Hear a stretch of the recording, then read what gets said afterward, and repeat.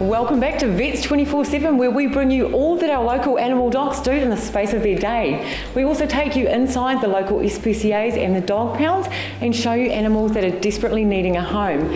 Now today, if you have ever wondered just what your pooch goes through when they're about to get spayed, you're about to find out. Joining me now is our vet Stacey. Stacey, I'm handing her over. Very good. Good luck, little one. Come on, Jazzy. Let's have a look at your little one. There you go, mate. Here we go, good hands. So what we've done is we've checked Jazzy out this morning and we've had a perfect clinical exam. So we're very happy with the heart and the lungs and the circulation. So little Jazzy's going to have a pre-medication, which means that we have some pain relief and we have some sedation so that we go into the anaesthesia very nice and smoothly. And the stage that we're at now is that we're moving up to the point where Jazzy has come out the back and we're in the back of the clinic where we're going to have the surgery done, and we're going to put Jazzy's details down onto the surgical board.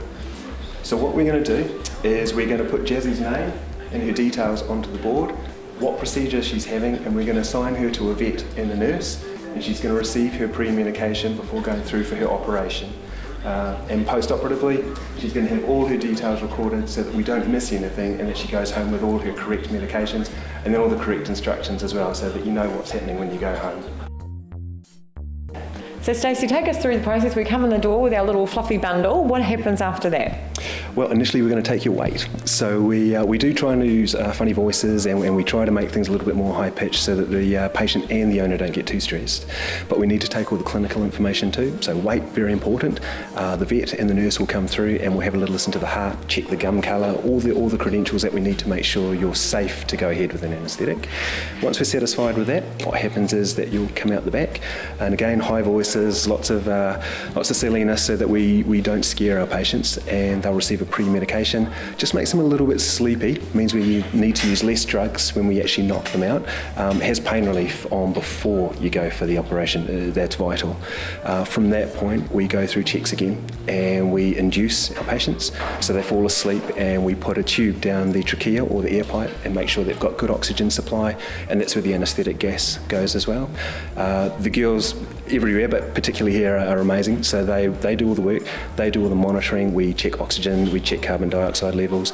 We also check to make sure the blood pressure is okay, very important, and they take care of the anaesthetic and also the intravenous fluids through the operation. And all the people like me have to do with the funny hats and things is actually do the operation. You guys are amazing, hearing the funny little voices and everything. I can imagine, because animals feel anxious too, don't they? They do. I see that here. You really give them your full attention, and so obviously you take them through the process really gently. You've got everything covered. You're checking everything constantly. So how do you find, like with the pet owners, do they tend to calm down after a while once they see how well they're treated? Well, that's 50% of it. So we've got to make sure that as a pet owner that you're okay as well, because what we want to do is we don't want you to be worried the whole time you're waiting for Fluffy or your lab to come back.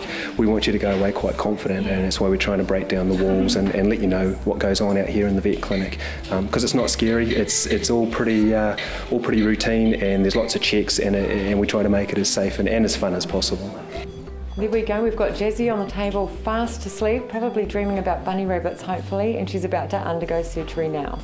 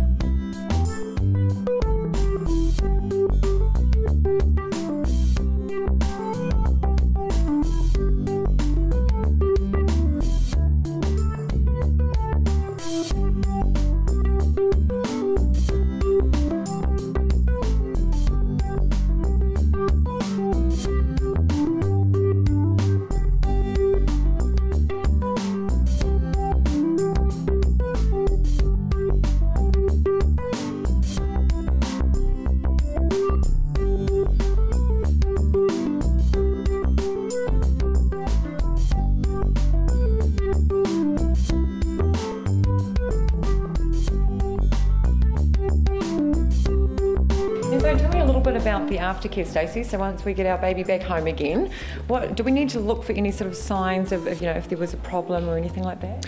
Yeah, absolutely. So what you would go home with is you'd go home with pain relief, absolutely vital. And it's the first 24 hours that you want to keep a really close eye on things. You want to make sure that we do have a little bit to eat that night and that you're not too active the next day. What we normally find is that the patients do bounce back by the following morning, and it's more about trying to contain them so that they don't cause any damage to the stitches which are in their abdomen. If we don't bounce back straight away and you're worried, or even if you're just worried at all, just give us a call. Sometimes peace of mind is valuable, and for the few times where there is actually something going on, potential complications will be a bleeder inside the abdomen or potentially an opening of the abdominal wall with the stitches. If you're worried, we're worried, so just give us a call. And is there any moments that come to mind over the years? I know you've got lots of stories to tell, but has there been any really sort of moving moments? Yeah, there has. And I mean, the hard part of it is when you come sometimes to the end of a situation and you've spent a lot of time with that family and that particular patient. There's lots of those ones. So probably concentrate on a happy one if that's okay. I'll tell you a happy one. We're going to both tear up here. Yeah, no, you're right. Yeah. So we have a lovely dog, mad as a hatter in a lovely way, and she was out and she managed to break her leg quite severely, multiple fractures. We call it comminuted fractures. There was more fracture parts and fragments than there was viable bone. She came in, and over a long course of about 3 months to 4 months, we put the leg back together using different techniques, and again she's mad as a hatter, so she did her best to try and break everything that we tried. She managed to, the owners were great. They he's a builder, and he built a really neat little enclosure for her, and she managed to push I think it was some 15 or 20 kg barbell weights out of the way and crawl through a space this big, where she is a very tall, about 30 kg dog, and squeeze her way out while she had external skeletal fixators, which is where all the metal works on the outside of the leg. So she crawled through that space and got out and went for a run when she was supposed to be confined, but with the help of the owners and the guys here, we eventually got there, and now she's back to hunting.